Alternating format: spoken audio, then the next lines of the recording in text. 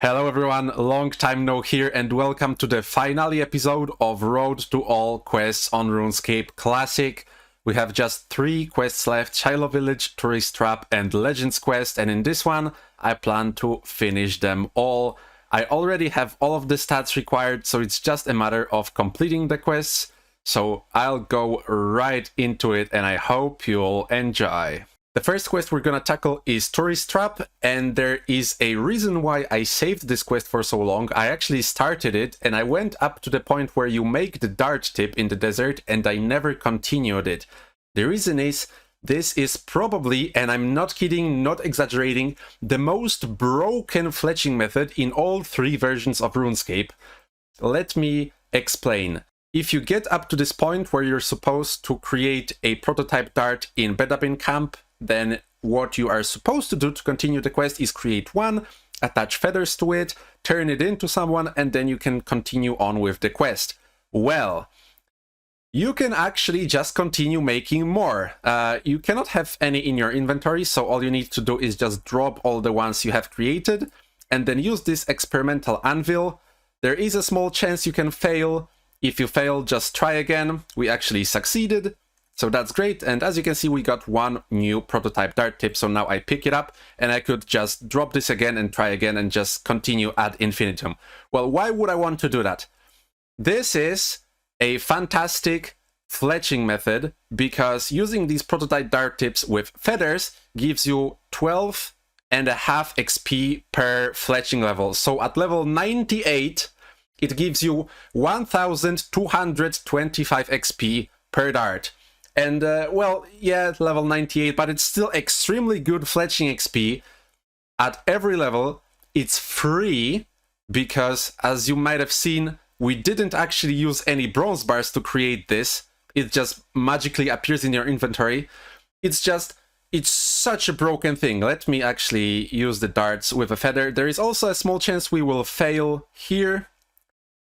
But yeah, 525 fletching XP at level 42. If I just make a couple of those... Oh, actually, I don't know if this will work if we already have one. Actually, let me just drop it to make sure. Yeah, as you can see, failure costs you 10 feathers, so you will actually need to buy a lot. So maybe it's not free in that regard, but feathers are pretty cheap and you can get a lot of those pretty easily. So, yeah, as you can see, as I said, extremely broken fletching method. At level 42, 500 XP per dart is pretty nuts, and it scales up to over 1200. Before we go any further, I'd like to come clean about one thing. In the past, like 3 years ago, I did use an auto-clicker to make most of those prototype dart tips. As you could see, making them is very tedious, and after making about 1 to 200, I decided to go an easy way out and cheat to get many more of those. I'm not proud of it, and that is why I've decided to drop them all. I will not be making any more. I could use the 100 or 200 that I made by hand, but it just feels dirty at this point. Yeah, so that is it. And now, if we turn in this prototype dart to Al-Shabim here in the tent, that should be this part of the quest completed, and we are not able to make any more prototype darts at this point. Okay, so the deed is done. We can now make throwing darts, and we got 10T pineapple. So let's continue on with the Tourist Trap quest. Just to make sure if I still cannot take advantage of making more, yeah, to enter this tent we need to give this Bedabin Nomad Guard the technical plans, and Al-Shabim took the plans from me, so I cannot even enter the tent.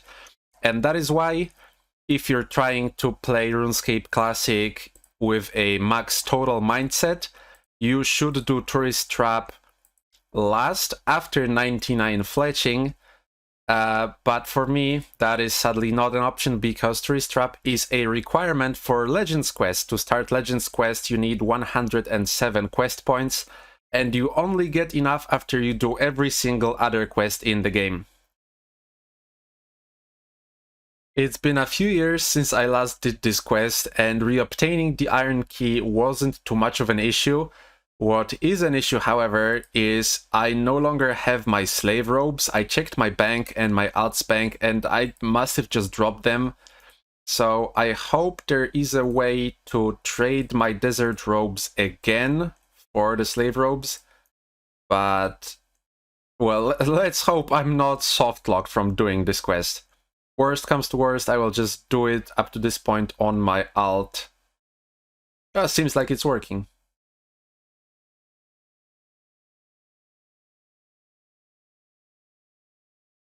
Alright, we got the slave robes again. Anaina barrel obtained. I will refrain from making any stupid jokes. And here's tourist trap finished. We can pick twice from 4 different skills. I think since we dropped all of those darts, it's only fitting that we go with fletching twice.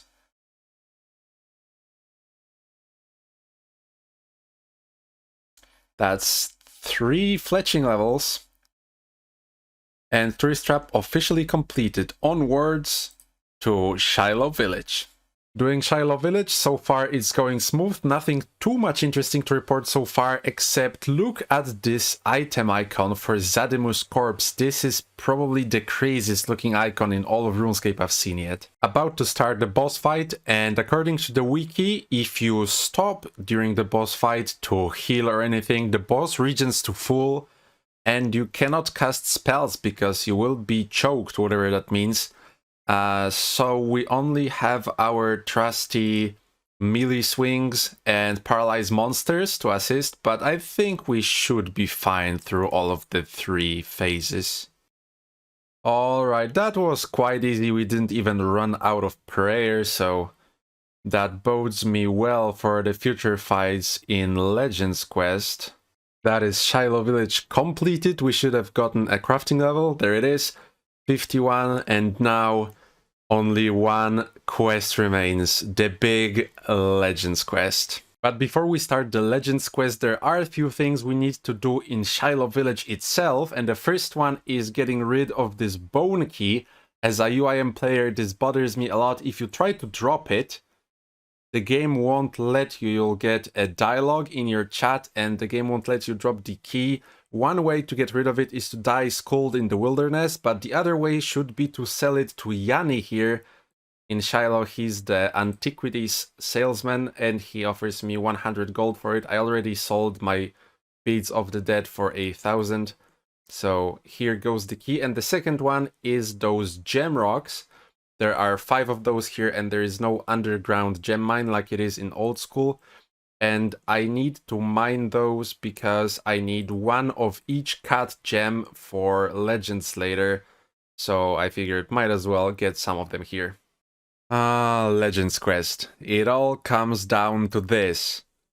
I believe I have all of the items I need, and I'm sure I have all of the stats, and that's good because this quest is known for its brutal skill checks. Let's get it started, shall we? So right at the start, I'm talking with this jungle forester, and I asked them, how do I get into crazy jungle? And they said that someone just escaped after trying to map the area, and they said, how foolish is that? So after that, I said that I plan to map the area myself, and then they say, "Ooh, that sounds quite good actually." Oh my god.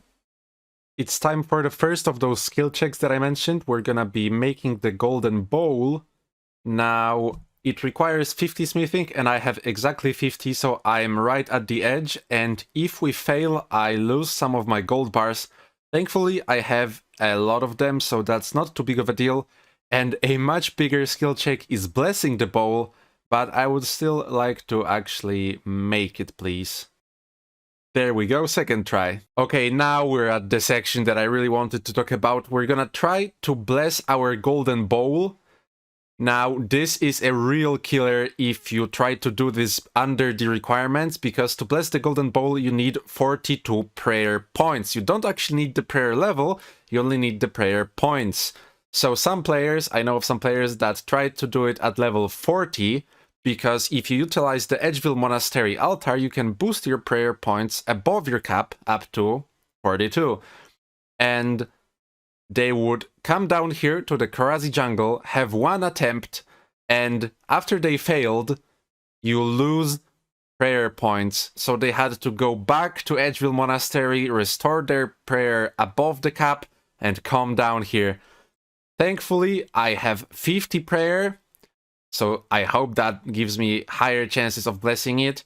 And I brought prayer potions. Since I don't need to go over the cap, I can just restore prayer points on the spot. So let's see how this goes.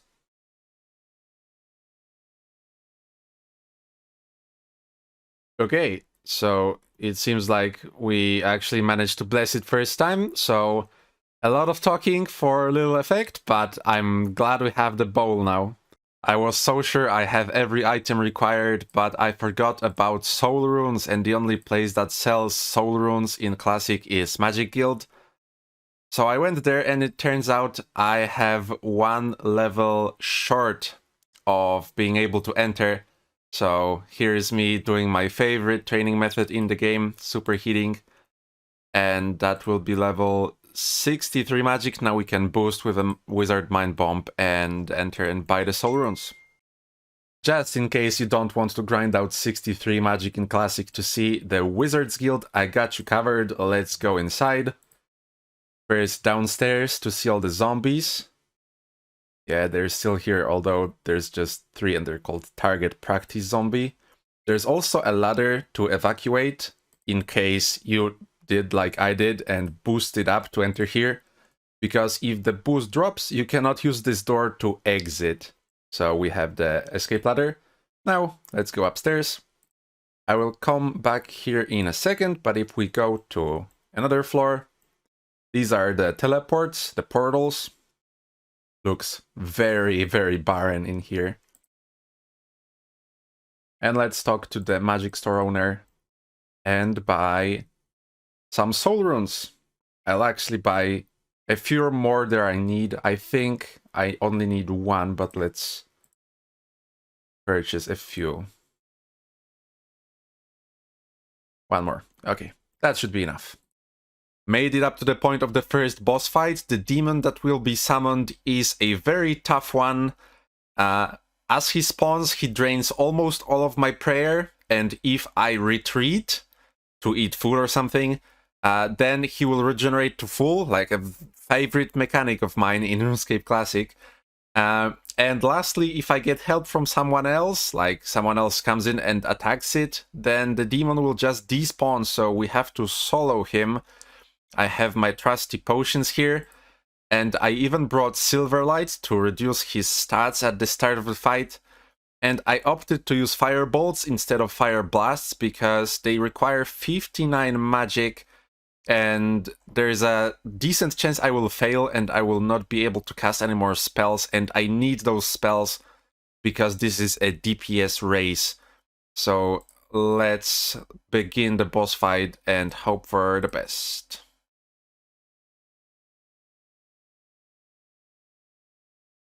Alright, I managed to do it before my prayer ran out. It was actually less scary than I anticipated. Maybe I over-prepared, but then again, maybe it's good that I over-prepared and not had to die here. And if I died here, the death timer is 10 minutes in RuneScape Classic. There is a high possibility I will not make it in time to grab my items. And I don't have the cash to rebuy all of this rune gear. Coming down here made me think, imagine doing master clues in this game. Another update, I got up to the point where I'm supposed to fight Nezik Chant for the second time, but so many items were required that I don't have any food, and I am missing 42 HP. Thankfully, that was yesterday very late, and today is morning and I'm at work, so I can just AFK for 40 minutes and regen my health to full. And that is the last fight with the demon almost done. I went the good boy route, so he didn't drain my prayer this time. And after he's defeated, we just have some cleanup to do, and that will be Legends Quest completed. Let's give the totem pole to Sir Radimus Erkel. And now he wants us to go to the main lodge after his dialogue is finished. And look who it is, our good friend Sir Radimus Erkel. What a surprise, you're already here. Let's get our 4 portions of experience, and since I am not crazy, I'm picking Herblaw all 4 times. We are at 53. Let's hope for at least 1 level. And that is the last portion. We advance to 55 Herblaw. And that should be a Legends quest completed, and with it, all of the quests now done in RuneScape Classic. What a trip it's been. I wanted to talk a little bit about the entire journey. This game is so beautiful. It's so great, and it's such a shame that Jagex decided to stop supporting it. The people at the server I'm playing at are wonderful people, and they single-handedly changed my opinion about private servers as a whole. I used to think that they're just scam-riddled places, but people here just work really hard, and it really would be great if RuneScape Classic would be allowed to be played in an official manner, but alas, it doesn't look like that's gonna happen. It feels really good to have this series completed. I have a nasty habit of starting a series and never finishing it.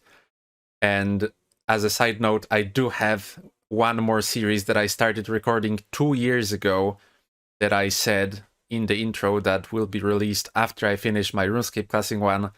And there it is, so you can expect a new series to come to the channel. But back to RS Classic. This is not everything done in the game.